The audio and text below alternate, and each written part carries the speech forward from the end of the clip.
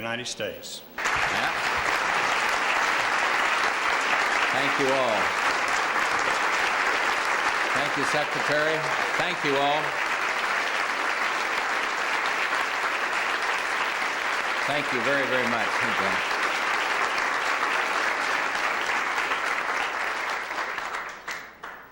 Well, thank you all very, very much, and Barbara and I are pleased, indeed very pleased, to be here this evening.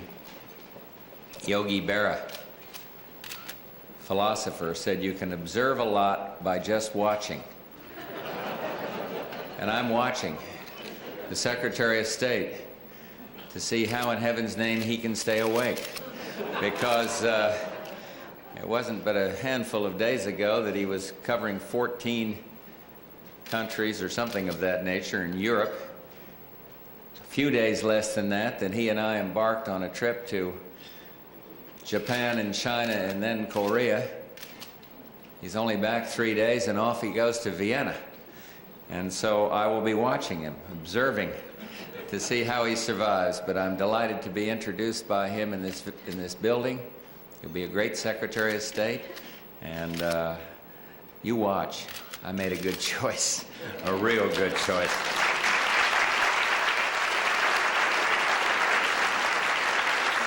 I want to thank Mr. Blitzer and Mr. Baruti, Dwayne Andreas, and all responsible for this lovely evening.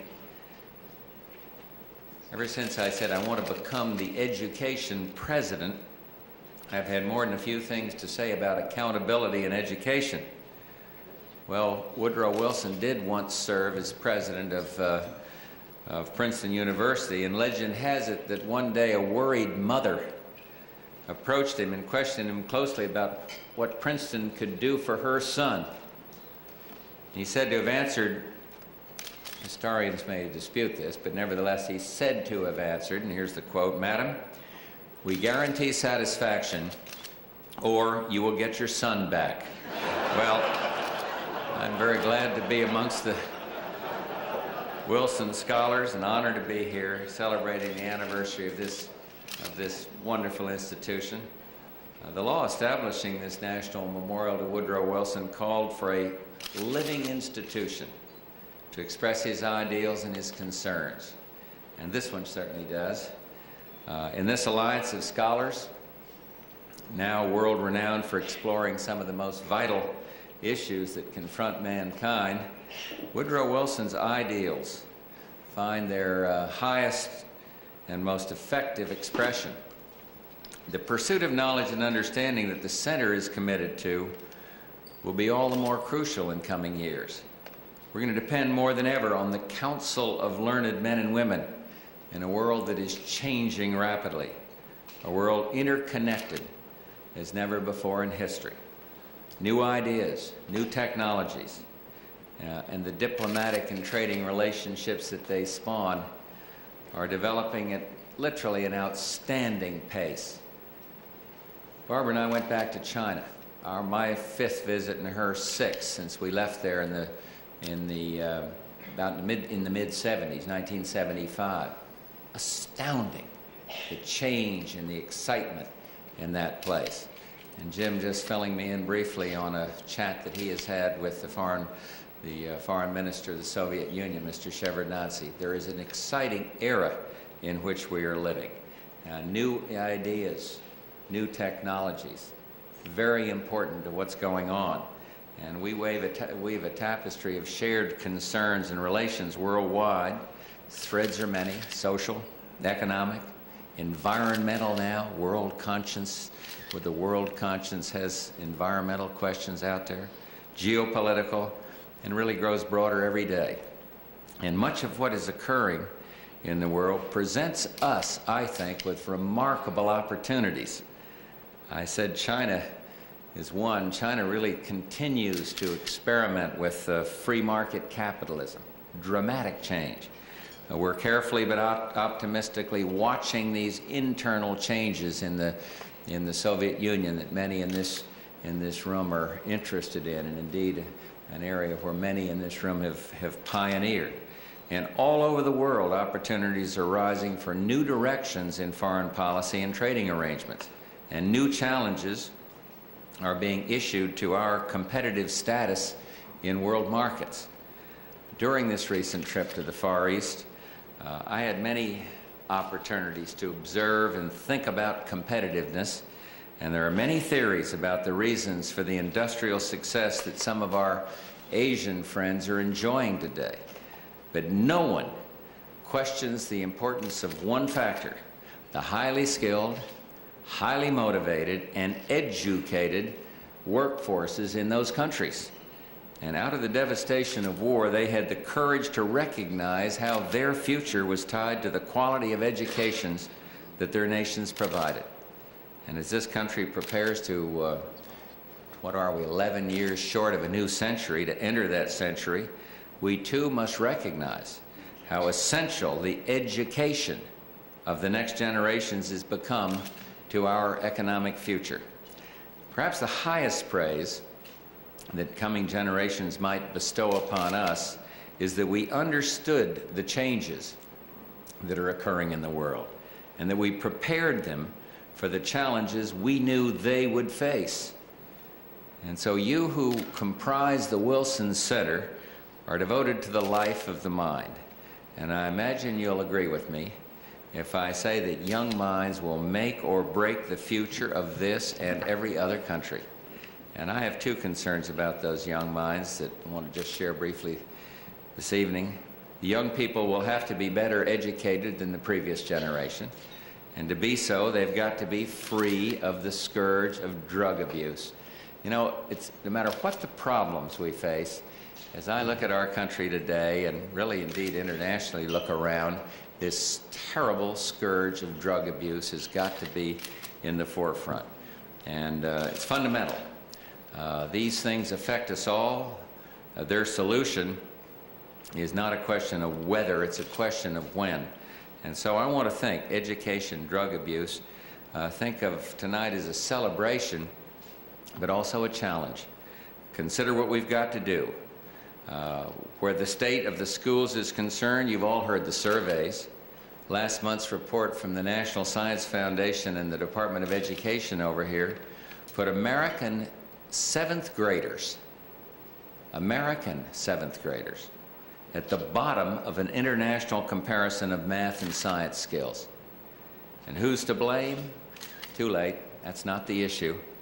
We all must be accountable for the quality of education in America. And to assure the competitive future of this nation and the overall standard of living enjoyed by its people will demand the best kind of collective effort. All of us must get involved. I want to launch a crusade for excellence in American education. And yes, we are living in a time of cramped resources, but we've got to do it. The crusade has to be driven largely by local energy and initiative, drawing on people from both the public and the private sectors, and determined to establish a culture of high expectations in our schools. At the federal level, I've made some proposals. I want to reward excellence and success by rewarding superior teachers, recognizing these presidential merit scholars that make real progress in these merit schools. We will establish benchmarks for achievement and both commend and reward teachers and schools that succeed. I want to establish a National Science Scholars Program to encourage students to succeed in science. It is incumbent upon us to restore the honor, indeed the nobility of good teaching in this country. And it won't escape the eyes of the young if we can show them how we value learning in the way we value teachers. And secondly, I want to put resources where they count, targeting federal dollars to help those most in need to places where support can really make a difference. We will also use funds in ways that build the right links between the university and government and industry, research labs, to promote scientific education and basic research. And I intend to hold firm in our effort to double the National Science Foundation's budget by 1993. And third, I want to promote choice and flexibility by devoting $100 million in new funding for magnet schools. These are the schools that increase choice, expand opportunities for children, and generate healthy competition among the schools. And lastly, I'm going to push for greater accountability at all levels, among students, among teachers, administrators, and principals, to assure that students are actually receiving the highest quality education. And for this is what excellence demands. It means setting high standards, standards that the rest of the world are going to look to. And it means constantly measuring yourself against those standards and not resting until you meet the standards. It means discipline. It says if we don't get it right the first time, we're going to try again and again until we do get it right. But excellence in education will not be fully realized until we free our young people from that second problem I mentioned, the scourge of drugs. Drugs that kill hopes and ambitions and kill kids. And to rid our schools and our streets of this scourge, I've proposed nearly $1 billion in new outlays for anti-drug programs. I got to confess, I wish it were more. That's what we've proposed. It's a lot of money. With the help of our new drug czar, Bill Bennett, I'm going to be implementing a comprehensive national drug control strategy. He has 6 months from the day he's confirmed to come up with a whole new plan. And our strategy will deal with both supply and demand by educating and inspiring in our young an attitude of zero tolerance, reclaiming lives through more effective treatment, stopping drugs at their source, and enforcing tougher penalties. You know, last week we did get some good news on the drug front. In 1988, use of cocaine declined among high school seniors. In fact, student usage of almost every illegal drug, as well as alcohol, appears to be on the decline. So in our schools, the message is beginning to get out. But we have no reason to be complacent. The drug problem is much worse among high school dropouts, and international cultivation of the opium, poppy, and coca leaf increased sharply last year. So when I talk about a war on drugs, I mean more than a rhetorical war. I seek engagement on all fronts. And the Wilson Center is known as a vital point of contact between the thinkers and the doers of this country. And a number of scholars have shed new light on this drug problem, and I've heard great things about the conference that you all held on drug trafficking in the Americas last fall. And the proceedings of that conference provoked a great deal of thought. And for my part, the thoughts are haunting. Sadly, the cores of many societies have been permeated by drug gangs and cartels and organized crime. Consider it economic, call it social, call it cultural, but consider it an international peril. And if we're to stop it, we've got to stop it together. And I encourage you in this great institution to continue searching for long-term solutions. In a city that's preoccupied by short-term policy issues, the Wilson Center encourages the longer view. And in a city preoccupied by politics, you draw support from all parties and all quarters, with funding from both the public and the private sectors. And in this nation's effort to educate its young and see them clear of the threat of drugs, you're in a position to help us make our battles winning ones. We need our young people to succeed. Our ability to empower them will reflect our character and our ideals as a nation.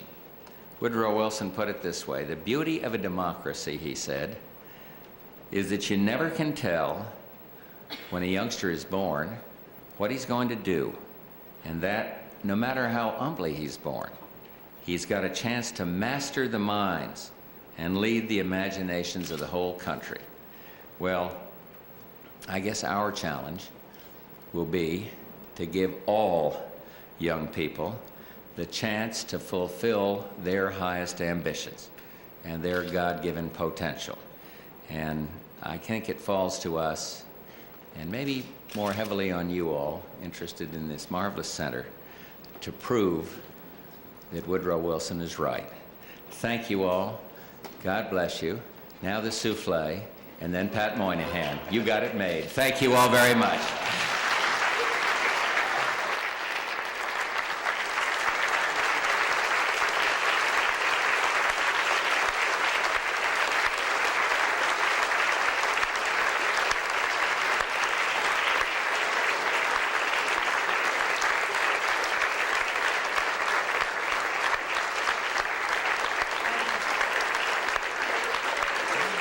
Thank you. Thank you, Mr. President. Stay right here. I want to thank you on behalf of all of us, and I do have one little present for both you and Barbara to take with you, if I may. A necktie. That's the necktie. That's the scarf. You have a silk scarf, and the President has a necktie, both with the Wilson Center emblem, and we hope you'll wear them often because we need all the help we can get. Thank you, Bill. Thank you, sir. Thank you, sir. Thank you.